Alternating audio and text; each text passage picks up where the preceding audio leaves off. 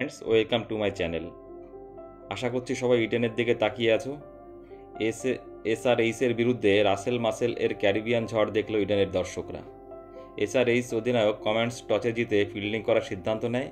খেলার প্রথম অর্ধেক মনে হচ্ছিল কমেন্টসের সিদ্ধান্ত ঠিকই আছে। অঘটন ঘটল 14তম ওভার শেষে।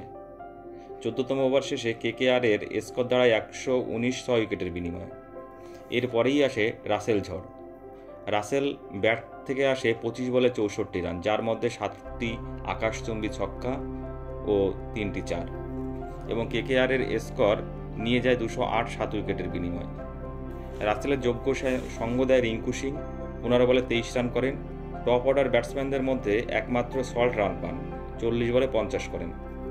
এর থেকে দেখা যাক এসআরএইচ এই ম্যাচ জিততে পারে কিনা, এই বিশাল পাহাড় টপকাতে পারে কিনা। বন্ধুরা, তোমাদের কি মনে হয় যে এসআরএইচ জিততে পারবে 208 রান চেস করে? প্লিজ কমেন্টসে জানাবে সবাই। আর ভালো লাগলে চ্যানেলটা সাবস্ক্রাইব করবে, লাইক কমেন্টস করবে এবং বন্ধুদের মধ্যে শেয়ার করবে। ওকে, বাই।